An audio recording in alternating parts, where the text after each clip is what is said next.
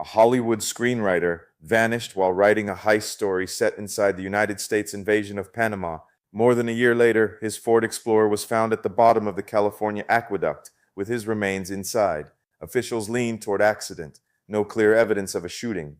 No clear evidence of a stabbing. No clear evidence of a beating.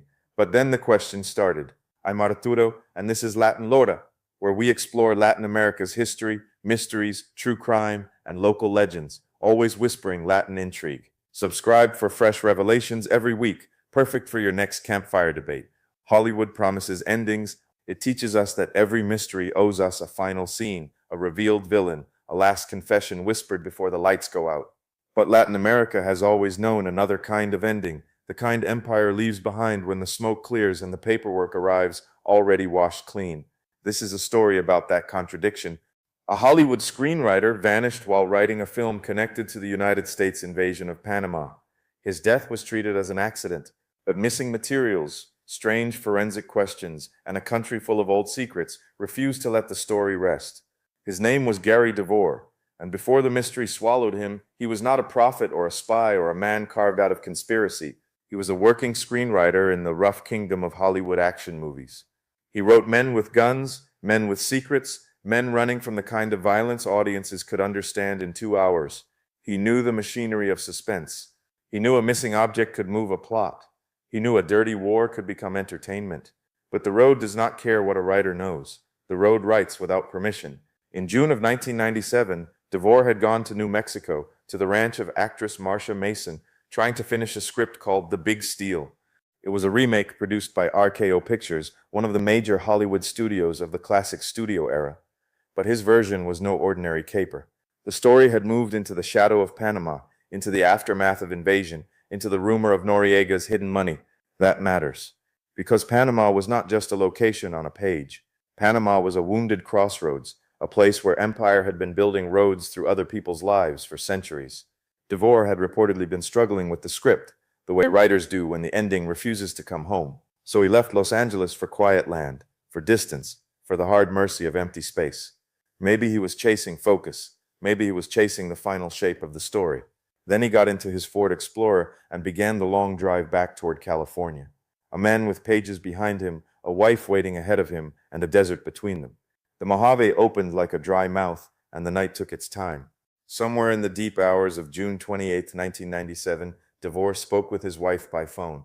Public retellings place him somewhere near or beyond Barstow, inside that lonely geography where headlights become a small island in the dark.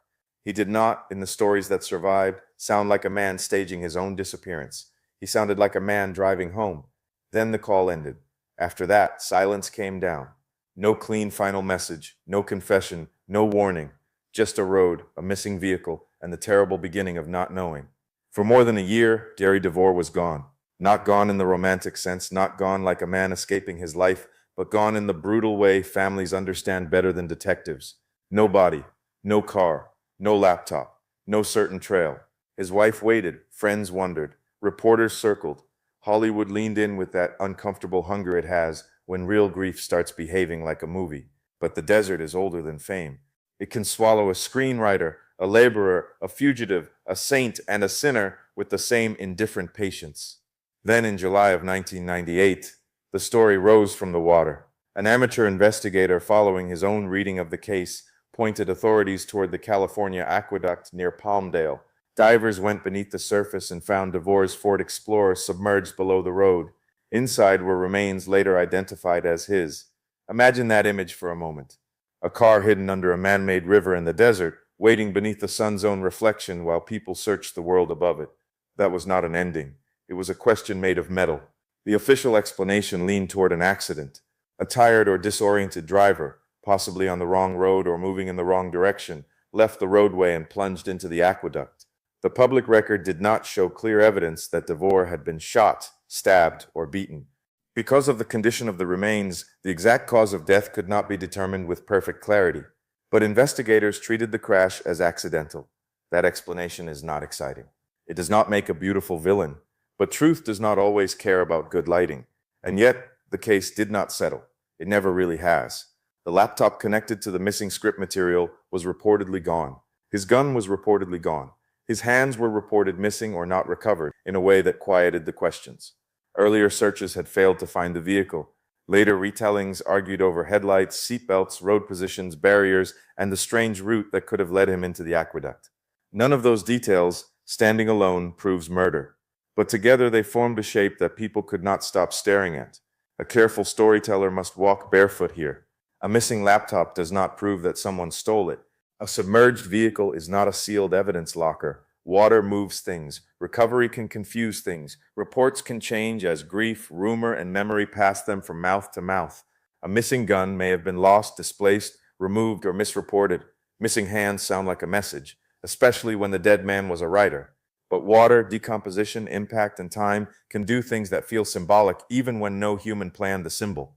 Still, we understand why the mystery grew teeth, because DeVore was not writing about a picnic.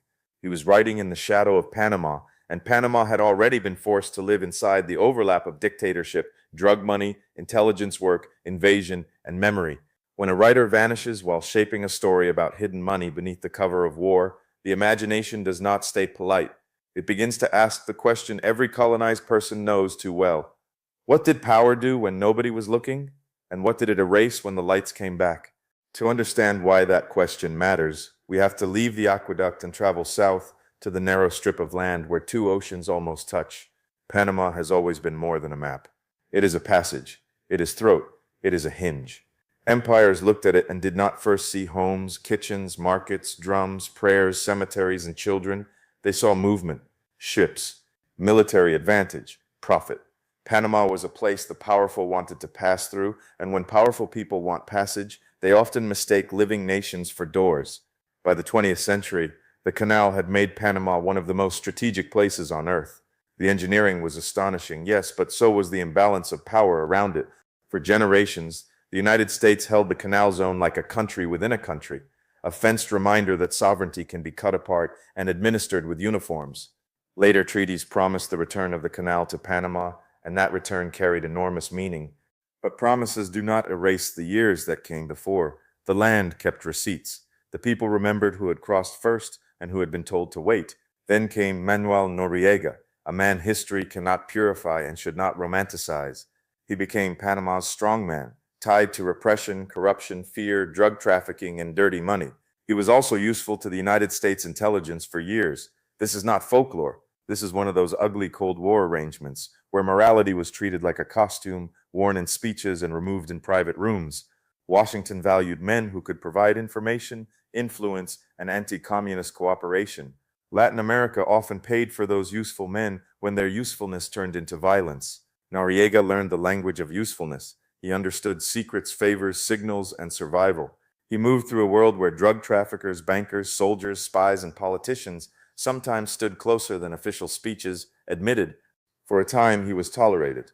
Then he became too loud, too exposed, too defiant, too stained for the arrangement to remain comfortable. Yesterday's asset became tomorrow's embarrassment. That is one of the empire's oldest habits. It builds shadows, benefits from them, and later points at the darkness as if it has never seen night before. On December 20th, 1989, the United States launched Operation Just Cause. Even the name deserves silence. Just Cause, a title that tries to answer the moral question before the dead can speak. The official reasons were laid out clearly: protect American lives, defend democracy, apprehend Noriega, combat drug trafficking, and protect the canal treaties. Noriega was not innocent. Many Panamanians wanted him gone. His rule had left fear behind. But an invasion does not become clean simply because its target is dirty. Fire can burn a tyrant's house and still burn the neighborhood. And the neighborhood did burn. In Panama City, especially around El Chorrillo, the invasion left destruction that became part of national memory. The exact number of dead remains disputed, and that dispute is its own kind of wound. When the powerful cannot even agree on how many people your country lost, grief becomes a contested archive.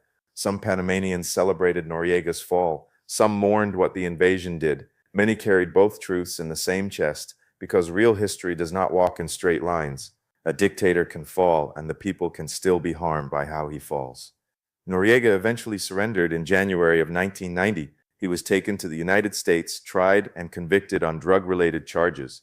The drug world around him was real. The money trails were real. Laundering networks and corrupt banking channels were real. Panama had been forced to live inside the machinery of narcotics, dictatorship, intelligence, and foreign policy. That much is not fantasy. The evidence left behind shows a region where official virtue and unofficial convenience kept touching hands in the dark. But from here, the story enters more dangerous territory. Real dirty money does not prove every rumor about dirty money. Real hidden accounts do not prove that the invasion itself was secretly planned as a robbery.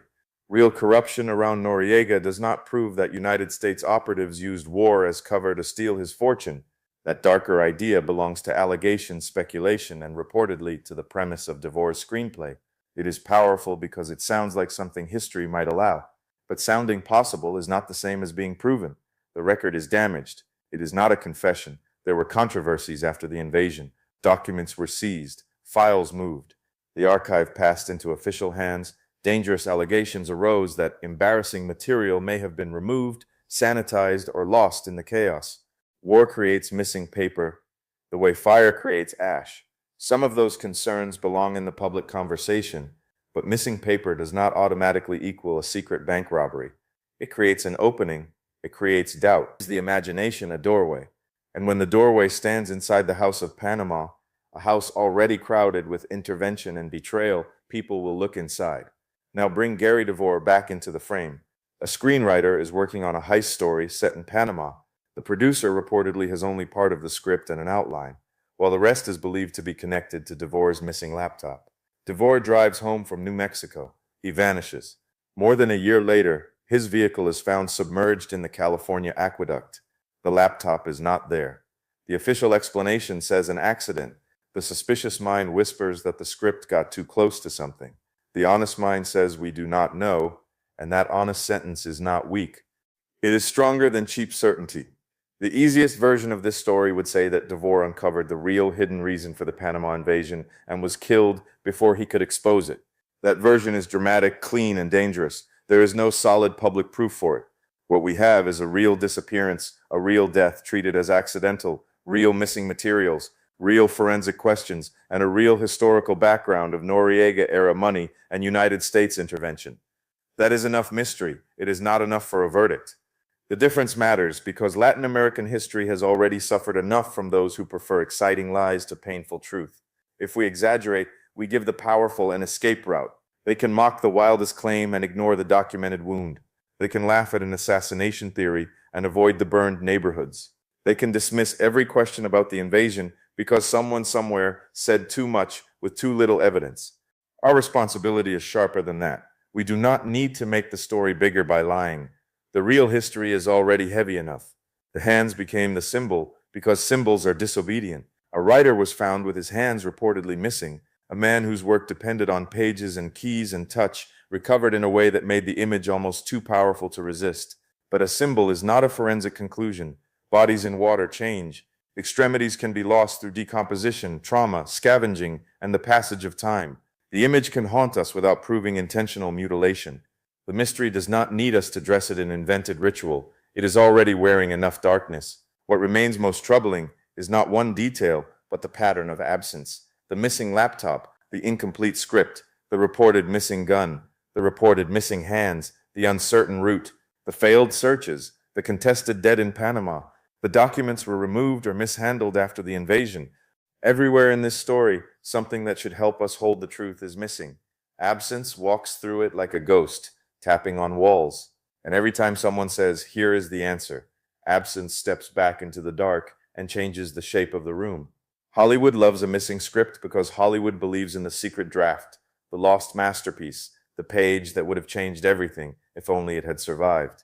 But Latin America has seen too many missing things to romanticize them. Missing sons, missing daughters, missing files, missing graves, missing witnesses, missing names.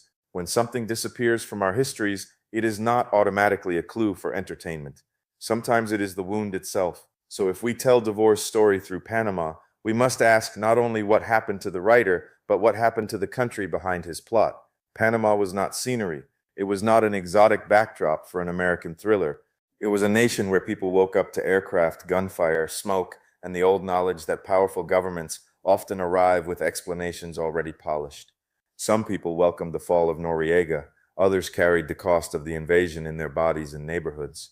Many understood both realities at once. The world loves simple moral architecture. A tyrant can deserve removal, and the method of removal can still leave a scar. Noriega himself was one of those cracked walls.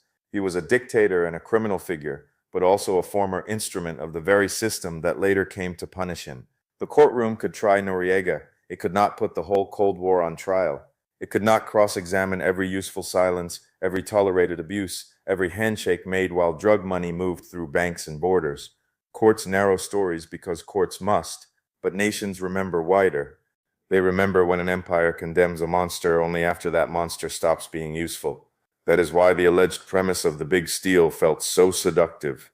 A robbery beneath the cover of war is almost too perfect a metaphor. Even if the specific claim remains unproven, it expresses something many Panamanians and Latin Americans understand in their bones. Interventions often steal more than money. They steal narrative. They steal dignity. They steal people's right to describe what happened without being corrected by the invader's paperwork. A screenplay may imagine cash hidden in safes. History whispers that the deeper theft is memory. But Gary DeVore was not just a symbol either. He was a man with a family, a career, habits, flaws, fears, and people who loved him. His wife waited for a call that never came. His friends carried the sick weight of uncertainty for more than a year. Then the aqueduct returned only part of what had been lost. It returned remains. It returned a vehicle.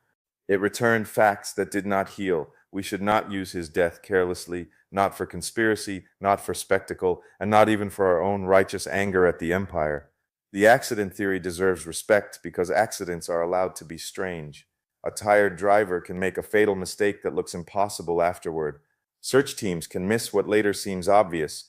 Water can hide a vehicle from people standing nearby. Electrical systems, seat belts, road angles, and memory can become unreliable after an impact, with time and during recovery. The ordinary explanation does not have to feel satisfying to be plausible. Tragedy does not always arrive with cinematic logic. Sometimes it comes from fatigue, confusion, darkness, and one wrong turn. And the doubt deserves respect too. People are not foolish for noticing unresolved edges. The missing laptop matters, even if it does not prove theft. The reported missing gun matters, even if it does not prove murder. The reported missing hands matter, even if nature can be brutal. The Panama script matters, even if its premise was fiction. The failed searches matter, even if searches fail. A mystery is not built only from evidence. It is built on the distance between what the record can prove and what the human spirit cannot stop asking. Inside that distance, conspiracy grows like vines. Some vines choke the tree, others climb because there really is a wall. The danger is not curiosity. Curiosity is sacred. The danger is certainty without evidence, especially when that certainty steps over the people whose history made the mystery possible. Panama does not need an unproven secret robbery to be morally complicated. Noriega need not be innocent for the United States policy to be compromised.